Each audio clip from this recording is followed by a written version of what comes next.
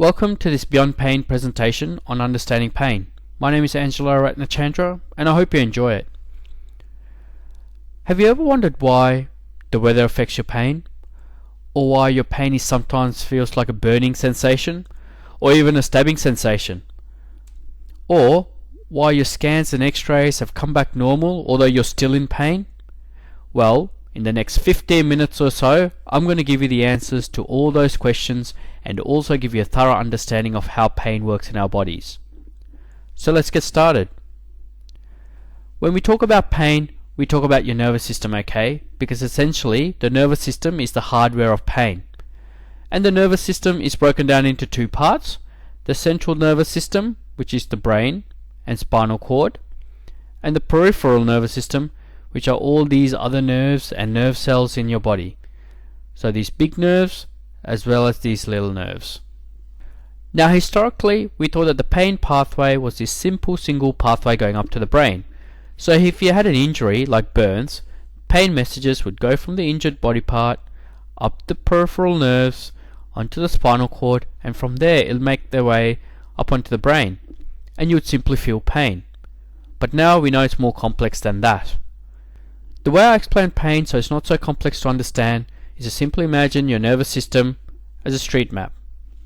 Here you have your brain as CBD, your spinal cord as the inner suburbs, and your body parts, your legs, your arms, your back and your neck and so on, well, they're the outer suburbs.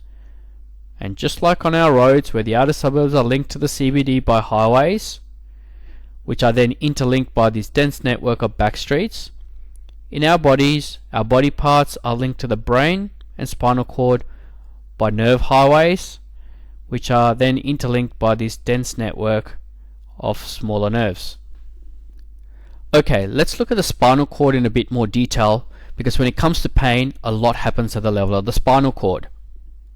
Remember, the spinal cord is like these inner suburbs, and if you take a section of the spinal cord and put it into a diagram, it probably looks like this, where the spinal cord itself is this transparent blue cylinder, and inside the spinal cord you have the nerve highways going up to the brain. So you might have a highway for pain messages, a highway for movement messages, a highway for temperature messages, and a highway for touch messages.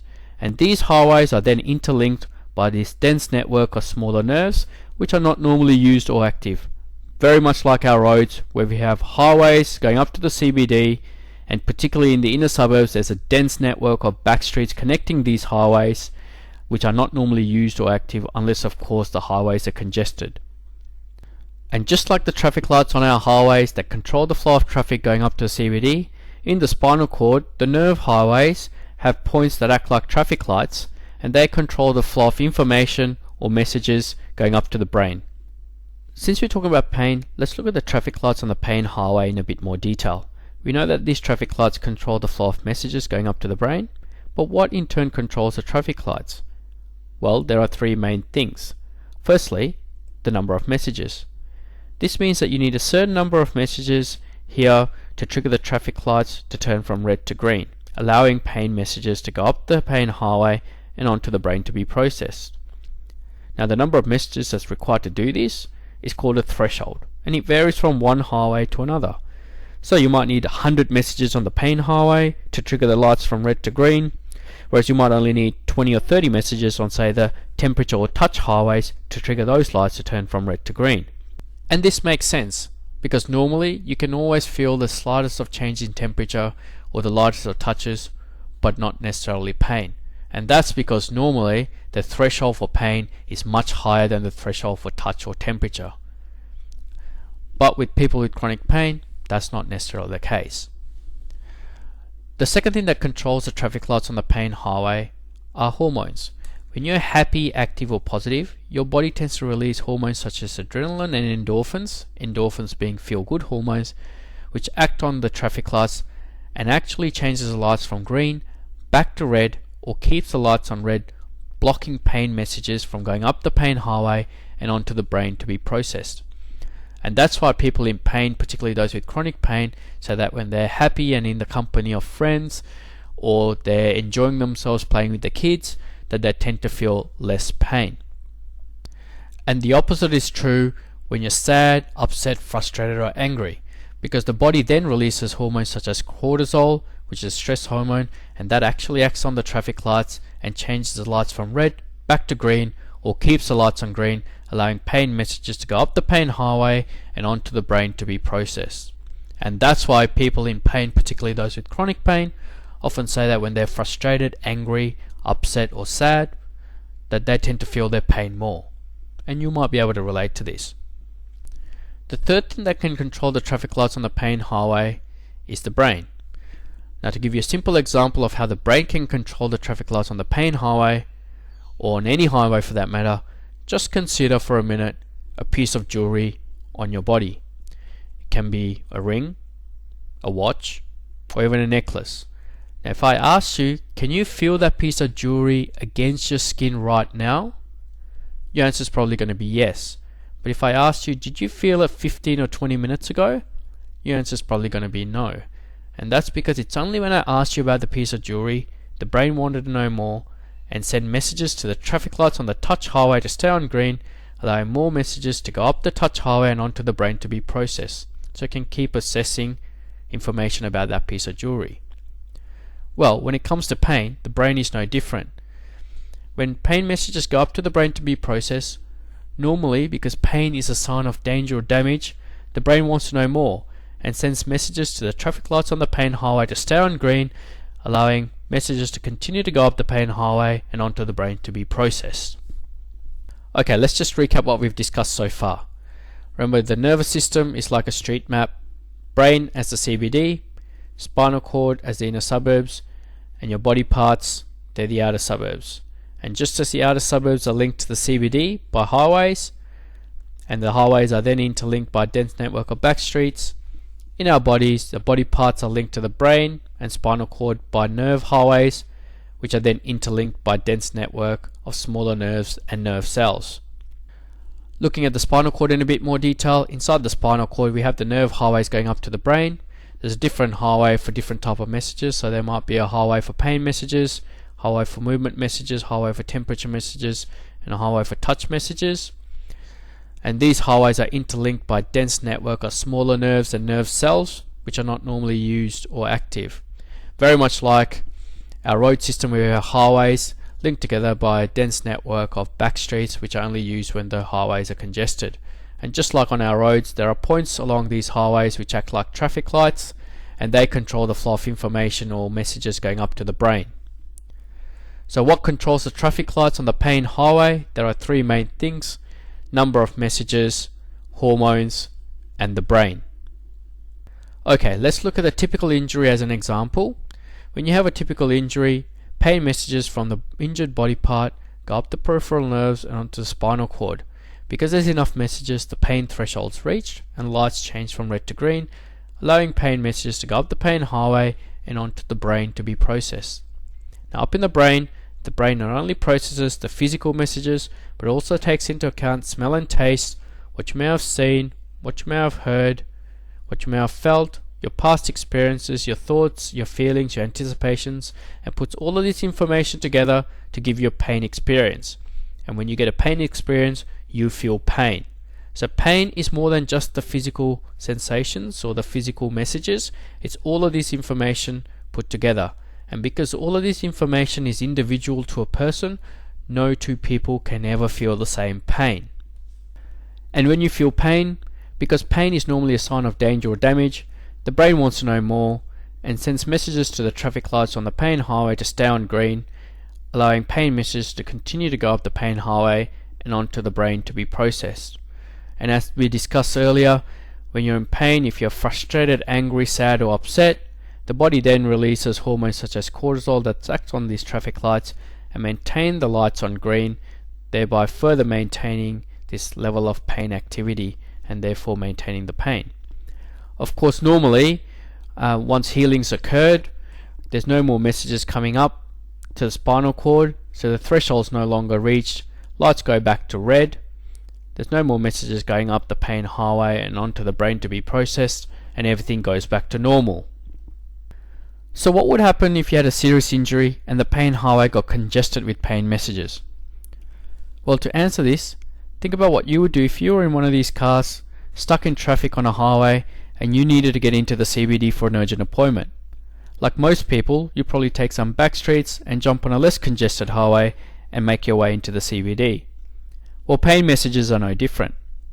If the pain highway is congested with messages, then some of those messages will use these smaller nerves or nerve cells, which are not normally used or active, and jump on a less congested highway and make their way up to the brain to be processed. So, say you had your serious injury, pain messages flood the spinal cord. Due to the sheer volume, the lights turn from red to green pretty quickly, and all of a sudden the pain highway becomes congested. And as a result, some of those messages will use these smaller nerves or nerve cells to jump onto a less congested highway and make their way up to the brain to be processed.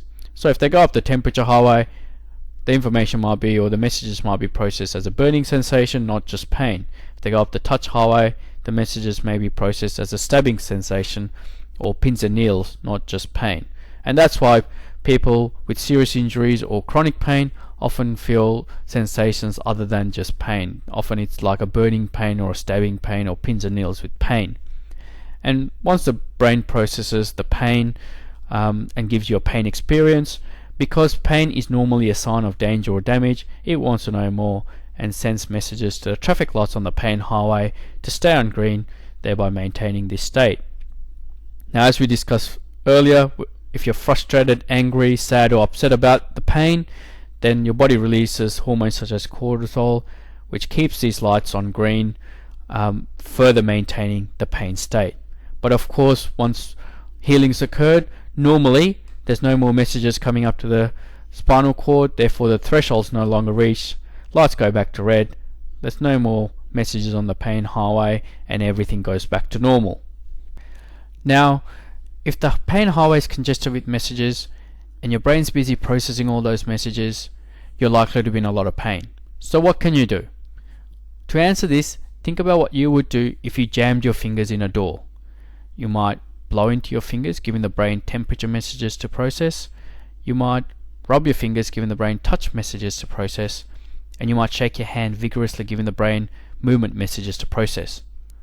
What you're essentially doing here is distracting the brain from the pain.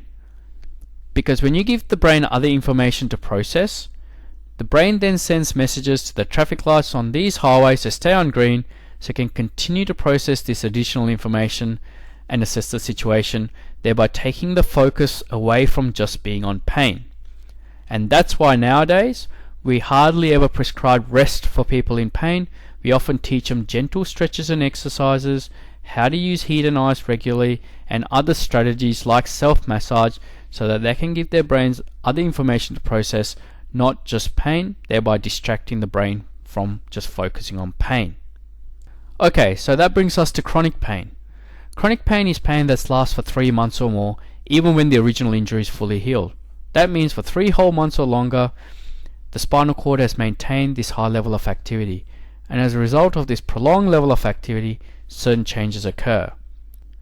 Firstly, the pain threshold drops. That means the number of messages that's required to trigger the traffic lights on the pain highway drops from say 100 originally to maybe now 30 or 40. This allows pain messages to jump on the pain highway faster. The other change that happens is that the traffic lights on the pain highway stay on green for longer, allowing a greater volume of messages to jump on the pain highway and thereby congest the pain highway. The other change that happens is that these small nerves, which are only normally active when the highways are congested, well, they stay active even when the highways aren't congested, allowing random jumping of messages from one highway to another. And this explains why people with chronic pain often say that even the slightest of temperature change or the lightest of touches of their painful body part causes them more pain. And it's because, say in the case of the slight temperature change, although the temperature highway isn't congested, some of those messages will jump across onto the pain highway and be processed as pain.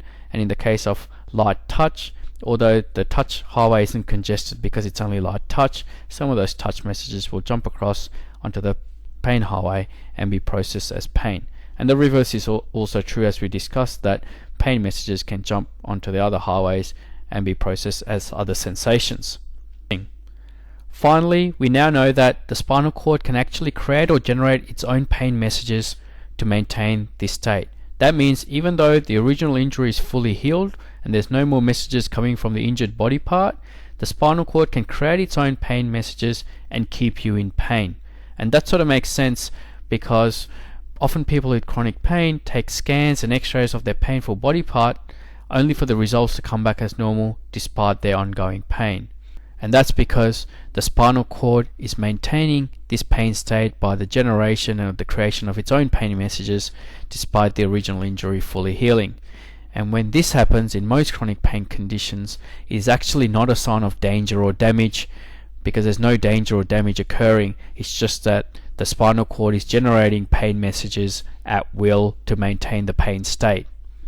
Unfortunately, we don't have a scan or x-ray at the moment to show all of this activity here at the level of the spinal cord. And doctors call this central sensitization, and it basically means that the spinal cord is hypersensitive or more sensitive to pain than normal. Okay, so let's just quickly summarize chronic pain. Chronic pain is pain that has lasted for 3 months or more. That means for 3 whole months or longer, the brain and spinal cord has maintained a lot of pain activity at the level of the spinal cord, and as a result, certain changes occur. Firstly, the pain threshold drops. Secondly, the traffic lights on the pain highway stay on green for longer. Thirdly, those small nerves or nerve cells that are only normally active or open when the highways are congested, they remain active and open even when the highways aren't congested. And now we know that the spinal cord can create or generate its own pain messages to maintain the pain state even when the original injury has fully healed. It is worthwhile noting, however, that there are some chronic pain conditions where there's not only the pain activity occurring here at the level of the spinal cord, but there's also ongoing activity here at the painful body part, notably conditions such as rheumatoid arthritis and chronic regional pain syndrome. But in most chronic pain conditions, the activity is all here at the level of the spinal cord and not at the painful body part. And that's why those scans and x-rays often come back normal despite the ongoing or persistent pain. So what can you do about it? Well, just as we discussed before, you need to give the brain other information to process, not just pain. And that's why good pain management programs will incorporate stretches and exercises, pacing activities, how to use ice and heat regularly, and other strategies like self-massage and relaxation techniques into their programs, so that when someone utilizes all these strategies well, they're happier, fitter, healthier, and they're achieving their goals despite their pain. And in my experience as a pain clinician, most people also report less pain. Okay, so that brings us to the conclusion of this Beyond Pain presentation. I hope you enjoyed it and got a good understanding of how pain works in our bodies. Most importantly, I hope you now know what you need to do to manage your pain. Of course, feel free to discuss any of this with your doctor, and if you want to know more, go to our website at www.beyondpain.com.au. There are other free downloads, resources and products. Thank you again for watching this presentation.